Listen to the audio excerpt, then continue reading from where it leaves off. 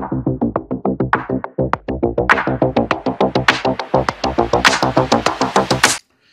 স্বাগতম আজকের একটি নতুন ক্লাসে। আজকে আমরা শুরু করতে যাচ্ছি প্রাণী জগতের পর্ব। শুরু করতেছি প্রথম পর্বটি দিয়ে। পর্বর নাম হলো পরিফেরা, একটি ল্যাটিন ভাষার শব্দ।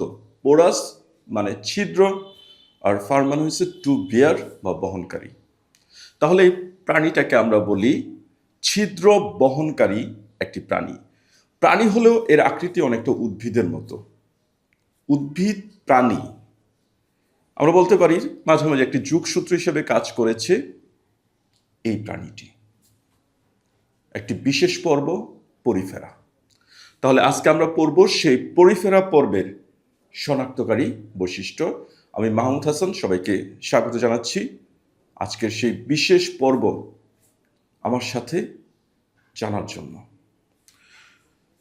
পরিফেরা রবার্ট গ্র্যান্ট 1836 সালে, 1836 মানে 18 দ্বিগুণ করলে হইতেছে যে সালটা 1836 সালে, 18 দুগুণে 36, উনি এই প্রাণীটির নামকরণ করেন। প্রাণী ছিল পৃথিবীতে আগেই ছিল, কিন্তু নামকরণ করেন রবার্ট গ্র্যান্ট 1836 সালে। এই প্রাণীটির পৃথিবীতে প্রাপ্ত সদস্য সংখ্যা 8659টি। তার মধ্যে বাংলাদেশে প্রাপ্ত প্রজাতি মাত্র 27টি।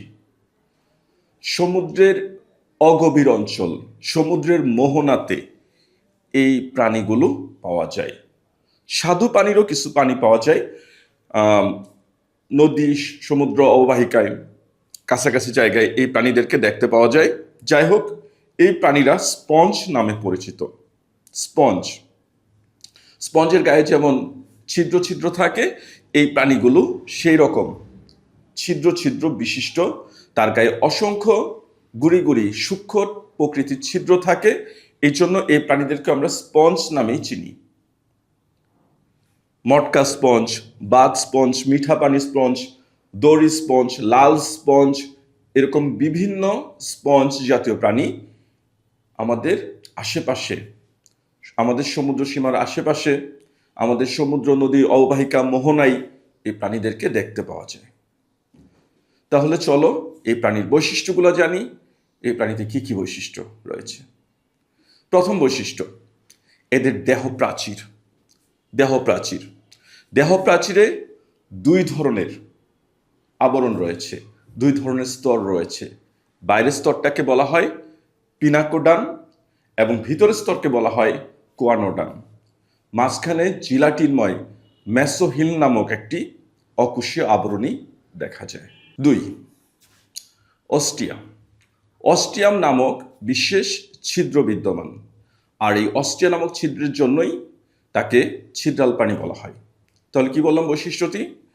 দেহে বৈশিষ্ট্যপূর্ণ অস্টিয়াম নামক ছিদ্র বিদ্যমান। এই যে ছোট ছোট ছিদ্রগুলো আমরা দেখতেছি, এই ছিদ্রগুলোকে বলা হয় অস্টিয়া। 3, অস্টিয়াগুলো মিলে অভ্যন্তরে ভেতরের দিকে একটি বিশেষ তন্ত্র গঠন করে, যাকে বলা হয় নালিকা তন্ত্র। আমরা এইভাবে বলতে পারি দেহে বৈশিষ্ট্যপূর্ণ বা উল্লেখযোগ্য বিশেষ নালিকা তন্ত্র বিদ্যমান। অন্তঃকঙ্কাল, প্রত্যেকটা প্রাণীরই ভিতরে বিশেষ কাঠামো প্রদান করার জন্য তার অন্তঃকঙ্কাল বিদ্যমান। এই প্রাণীটিও তার ব্যতিক্রম নয়। এদের গায়ের মধ্যে বিশেষ অন্তঃকঙ্কাল বিদ্যমান, যার মধ্যে ক্যালসিয়াম কার্বনেট নির্মিত অন্তঃকঙ্কাল হলো স্পিকিউল, এবং প্রোটিন নির্মিত বিশেষ অন্তঃকঙ্কাল, তার নাম হলো স্পঞ্জিন। ক্যালসিয়াম কার্বনেট নির্মিত স্পিকিউল ও প্রোটিন নির্মিত স্পঞ্জিন নামক অন্তঃকঙ্কাল বিদ্যমান। পরের বৈশিষ্ট্য হলো তার অভ্যন্তরে গহ্বর। প্রত্যেকটা প্রাণীরই গায়ের অভ্যন্তরে ফাঁপা স্থান বা গহ্বর বিদ্যমান। তার ক্ষেত্রেও এই ধরনের বিশেষ গহ্বর রয়েছে, যাকে বলা হয় স্পঞ্জোসিল। তাহলে আমরা বলতে পারি স্পঞ্জোসিল, দেহের অভ্যন্তরে বৈশিষ্ট্যপূর্ণ স্পঞ্জোসিল নামক দেহ গহ্বর বিদ্যমান। পরবর্তী বৈশিষ্ট্য কোয়ানোসাইট, বিশেষ ফ্লাজিলীয় কোষ। তার দেহের অভ্যন্তরে বিশেষ ফ্লাজিলীয় কোষ কোয়ানোসাইট বিদ্যমান। পরবর্তী বৈশিষ্ট্য বলতে পারি তার লার্ভা সম্পর্কে। লার্ভা অপত্যদশা, যদি অপত্য দশা এবং পরিণত দশার মধ্যে পার্থক্য থাকে তাহলে সেই অপত্য দশাটাকে বলা হয় লার্ভা দশা। নিচু শ্রেণীর জীবে লার্ভা দশা দেখা যায়, সে যেহেতু একটি নিচু শ্রেণীর জীব। পরিফেরা পর্বের প্রাণীর মধ্যে আমরা বিশেষ দুইটি লার্ভা দেখতে পাই। তার মধ্যে একটি হলো মুক্ত সাঁতারু অ্যাম্ফিব্লাস্টুলা এবং আরেক ধরনের বিশেষ লার্ভা হলো প্যারেনকাইমোলা। তাহলে আমরা বলতে পারি তার জীবদ্দশায় মুক্ত সাঁতারু অ্যাম্ফিব্লাস্টুলা এবং প্যারেনকাইমোলা নামক লার্ভা দেখা যায়। অ্যাম্ফিব্লাস্টুলা ও প্যারেনকাইমোলা। সর্বশেষে তার সামগ্রিক বৈশিষ্ট্য হিসেবে বলা যায় তারা কিন্তু কোষের পুঞ্জ তৈরি করেছে, তারা কোনো টিস্যু গঠন করে নাই। তারা কোষমাত্রার প্রাণী এবং তাদের জননে সব ধরনের জননী দেখা যায়। তাদের যৌন জননও দেখা যায়, অযৌন জননও দেখা যায়। আর অযৌন জননের জন্য কোর, মুকুল, গ্যামিউল ইত্যাদি বিশেষ ধরনের কুড়ি দেখা যায়, যার মাধ্যমে তারা অযৌন জনন সম্পন্ন করে।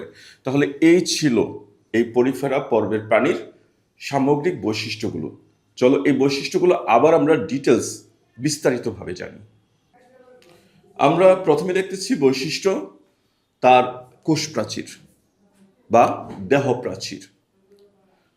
তার কোষ দ্বারা গঠিত। আগে বলেছি তার কিন্তু টিস্যু গঠন করে নেই, তার কোষের পুঞ্জ রয়েছে। তার কোষগুলো তার দেহের মধ্যে দুটি স্তর নির্মাণ করেছে। বাইরের দিকে স্তরটাকে বলা হয় পিনাকোডার্ম। দেখো যে বাইরের দিকে এক স্তরী যে আবরণ দেখতেছি তাকে আমরা বলি পিনাকোডার্ম, এবং ভিতরের দিকে যে আবরণটা তৈরি করেছে তাকে আমরা বলি কুয়ানোডার্ম। এবং মাঝখানে অকোষীয় জেলির মতো থকথকে জিলাটিনময় যে আবরণটা রয়েছে তার নাম হলো মেসোহিল। তাহলে বাইরের স্তরকে বলা হয় পিনাকোডার্ম, ভিতরের স্তরকে বলা হয় কুয়ানোডার্ম, মাঝখানে জিলাটিনময় জেলির মতো মেসোহিল স্তর বিদ্যমান। এবার আমরা দেখতেছি খুবই গুরুত্বপূর্ণ বৈশিষ্ট্য তার ছিদ্র, বিশেষ ছিদ্র।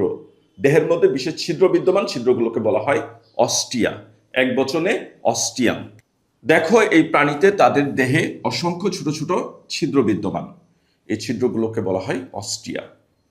আমাদের তো অনেক ধরনের ছিদ্র রয়েছে, মুখচ্ছিদ্র, হ্যাঁ, গান নেওয়ার জন্য নাকের ছিদ্র, শব্দের জন্য কানের ছিদ্র, এছাড়া পায়ু ছিদ্র, রেচন ছিদ্র, জনন ছিদ্র।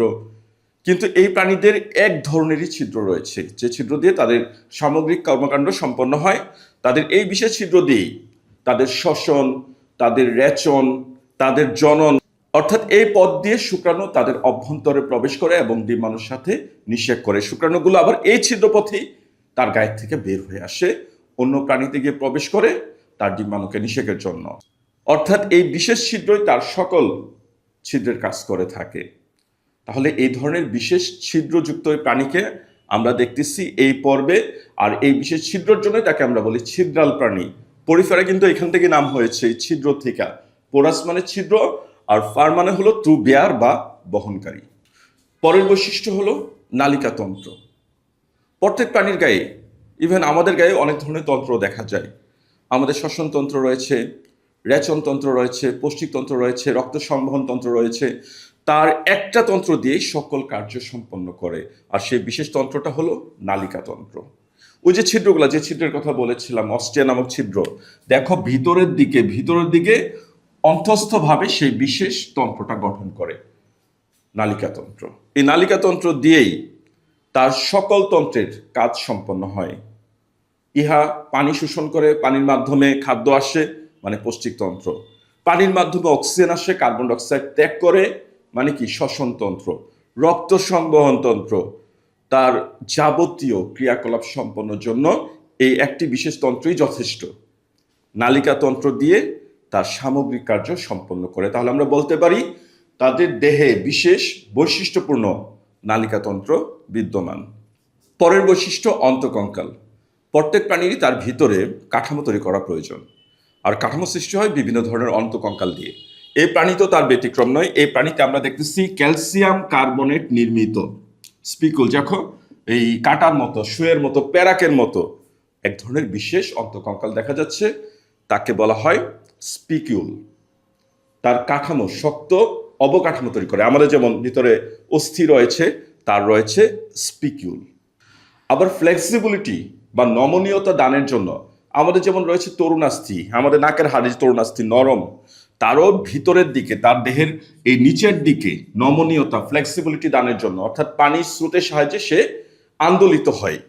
তার গোড়ার অংশ আন্দোলনের জন্য, বিশেষ ফ্লেক্সিবিলিটির জন্য তার রয়েছে প্রোটিন নির্মিত স্পঞ্জিন, প্রোটিন নির্মিত বিশেষ সঞ্চালনশীল, ফ্লেক্সিবল, নমনীয়তা দানকারী বিশেষ প্রোটিনের গঠিত স্পঞ্জিন নামক অন্তঃকঙ্কাল তার ভিতরে রয়েছে।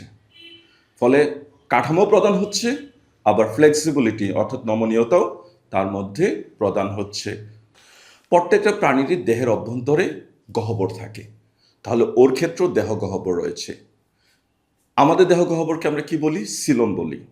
মোলাস্কা, তারপরে আর্থ্রোপোডাতে এই গহ্বরটাকে বলা হয় হিমোসিল। আর ওর ক্ষেত্রে এই গহ্বরটাকে আমরা বলতেছি স্পঞ্জোসিল। দেখো, দেহের অভ্যন্তরে ফাঁকা স্থান, স্পঞ্জোসিল, দেহের গহ্বর। অর্থাৎ আমরা বলতে পারি এই প্রাণীতে বিশেষ বৈশিষ্ট্যপূর্ণ দেহ গহ্বর স্পঞ্জোসিল বিদ্যমান। পরের পয়েন্ট খুবই সহজ একটা পয়েন্ট, কোয়ানোসাইট, এক ধরনের বিশেষ ফ্লাজিলীয় কোষ। তার দেহ অভ্যন্তরে বিশেষ কোয়ানোসাইট নামক ফ্লাজিলীয় কোষ বিদ্যমান। লক্ষ্য করে দেখো, আমরা এখানে একটা বিশেষ কোষ দেখতেছি, যে কোষের মধ্যে চুলের মতো ফ্লাজেলা রয়েছে। এই কোষগুলো কোথায় থাকে? এই কোষগুলো তার দেহের অভ্যন্তরে স্পঞ্জোসিল নামক গহ্বরের ভিতরে থাকে। এই ফ্লাজেলার আন্দোলনের ফলে তার ভিতরের বিভিন্ন উপাদান, খাদ্য, পানি, অক্সিজেন, কার্বন ডাইঅক্সাইড, ফলে আন্দোলনের ফলে এক স্থান থেকে অন্য স্থানে সঞ্চালিত হতে পারে।